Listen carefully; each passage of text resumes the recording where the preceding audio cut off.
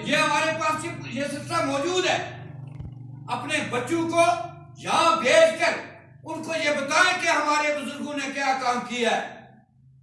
आज इस आजाद खिते के अंदर जो लोग बैठे हुए हैं, ये सच्ची बात है कि ये उन लोगों की कुर्बानी है, हमारे बुजुर्गों की, जिसकी वजह से आज बाइज्जत बावकार जगह पर बैठे हुए।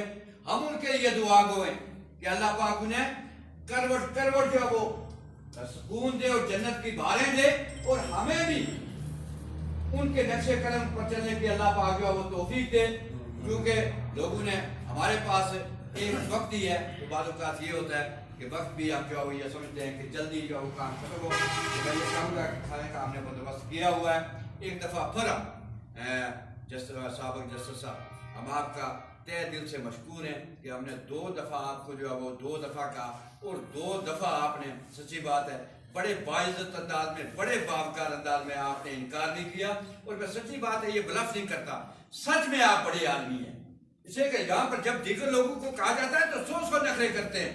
दोनों मरतबा जब मैंने आपसे बात की, आपने बड़े जबरदस्त अंदाज में दोनों दफा दावत कबूल की, तो इस पर भी मैं जो आपका जो तहे दिल से मशकूर हूँ। और इंशाल्लाह फिर हम प्रोग्राम जो यहाँ पर रखेंगे, इस्तकबालिया रखेंगे, तंजीम को थोड़ा सा आगे बढ़ाएंगे, तो उसमें भी जो आपको दावत देंगे। वमा अलैना।